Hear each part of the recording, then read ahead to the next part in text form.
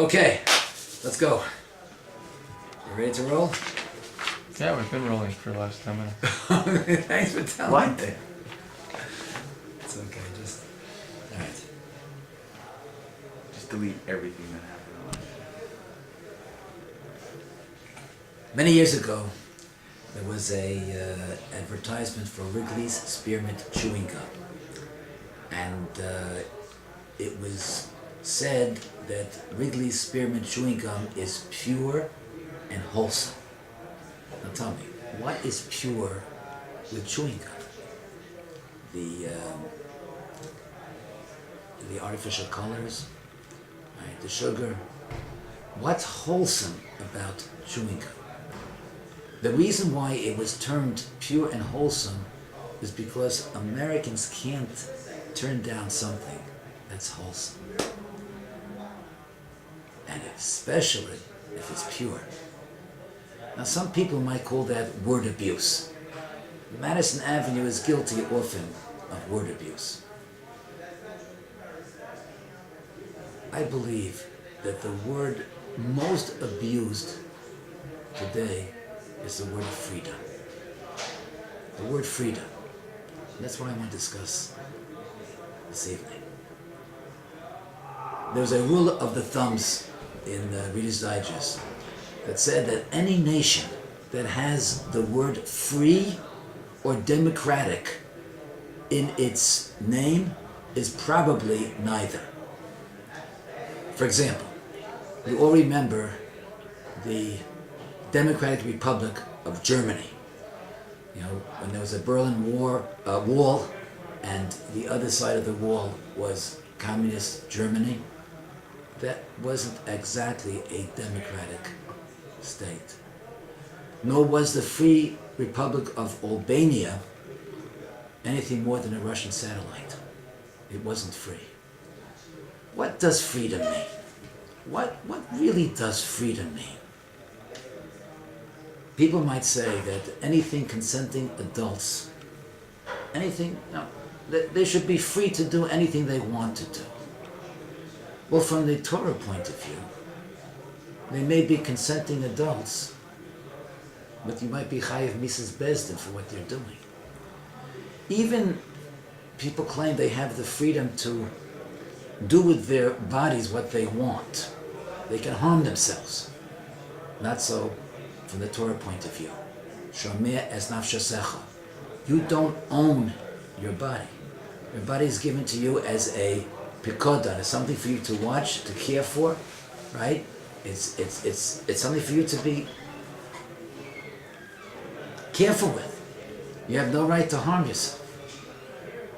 So many of the things which people term as freedom really is nothing more than license. You can do it and get away with it.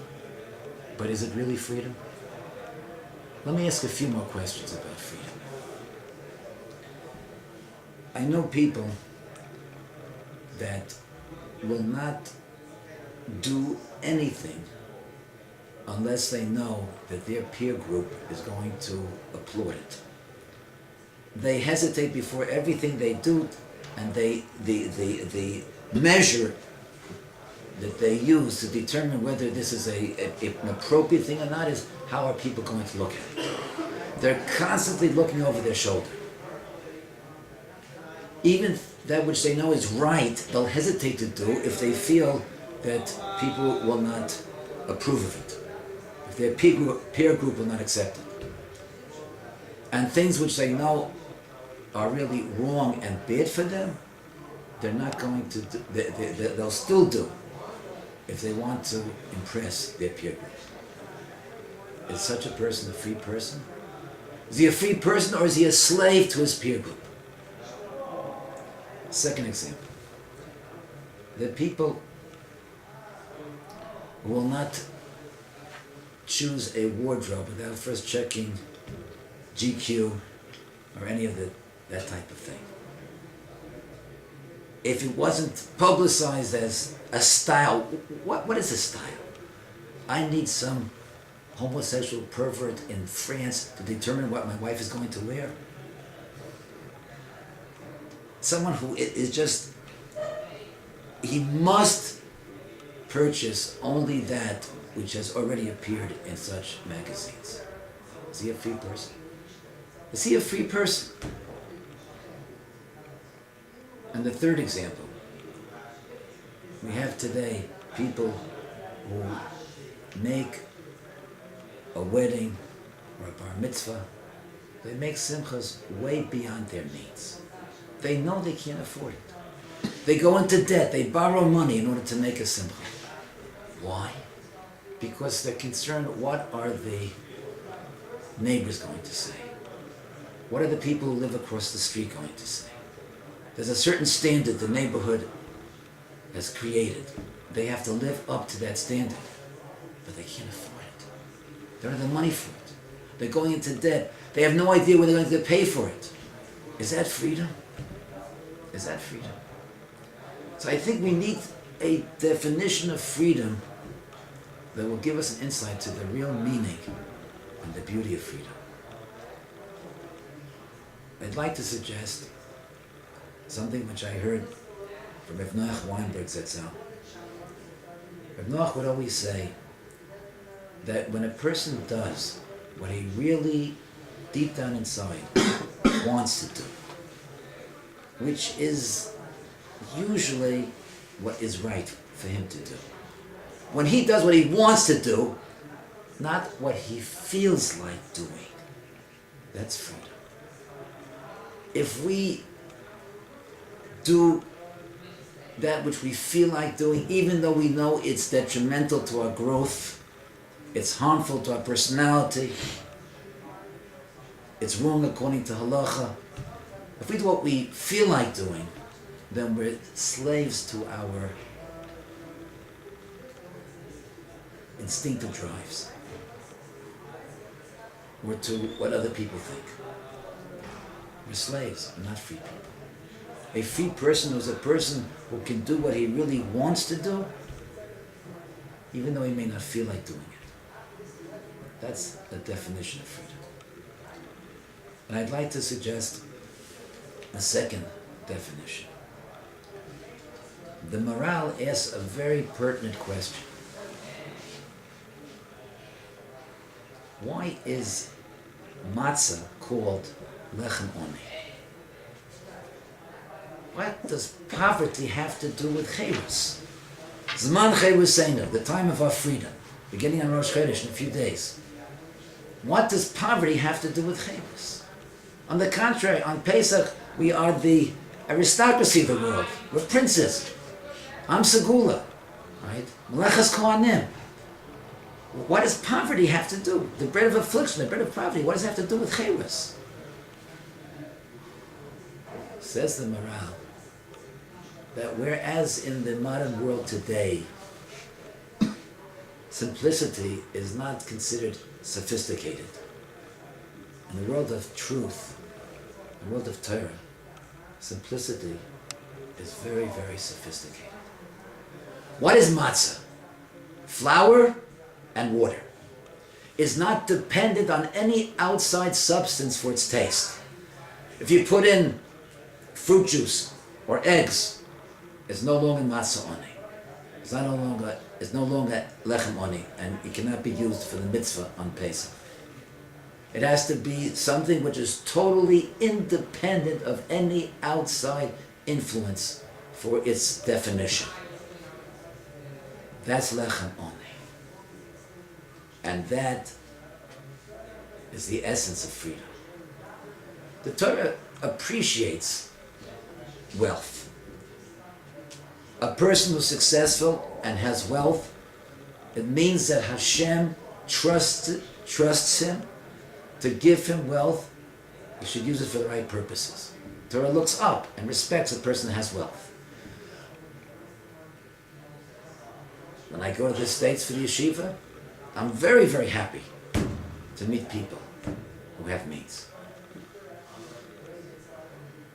But if a person is dependent upon his possessions, his wealth, for his definition of self, if he defines himself by his wealth, that is slavery. That's servitude. He's a slave to his wealth.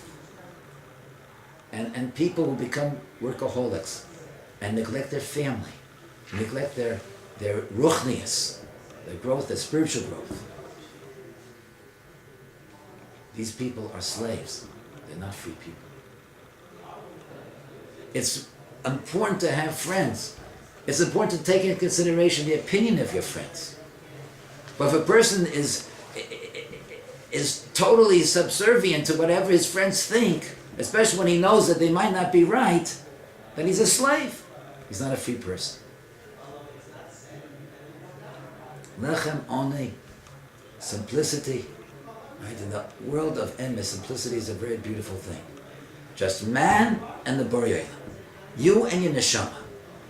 You decide what's right for yourself, what's right for your neshama, and you overcome the influences of others, including a Yetzer Hara. That is a free person. So now we understand why freedom is not something that we can just acquire once. Freedom is something that every year we have to struggle and fight for in order to attain. That's why we need Zman Cheruseinu. That's why we need Ba'avur Zeh, right? Because of the mitzvahs of Pesach, we were Zoichet Yitzias Mitzrayim. The way the Beis Levi says, Ba'avur Zeh, for the mitzvot of Pesach, we were Zoichet Yitzias Mitzrayim. Because we need, it's an ongoing process, it's an ongoing struggle. It's the stuff that is what life is about. That's the search and the fight for freedom that we have constantly every year to attempt. And that's why in last week's parsha, Charus ala Luchos, it said that the Ten Commandments were engraved on the stones. Don't read Charus, Chazal say, Ela Cherus, Ein Lacha Ben Charim Ela Misha Isaac B'Torah. There's no one who can really attain the essence of freedom unless you learn Torah. It's the discipline of Torah. It's the involvement in Torah. It's the ruchnius that you get from learning Torah that enables you to overcome those desires and taivas and whatever it might be that tend to rob us of our freedom. It's after the learning of Torah, the power of learning Torah. And I would say that it's learning Torah with amelus, with effort and consistency that gives us the ability to overcome those temptations and distractions that try to take away our freedom. I want to wish all the alumni and all our friends, they should have a Chag Kosher Sameach, and that all of us together should be zeicher to become, in this Zman Cheruseinu, a truly free person.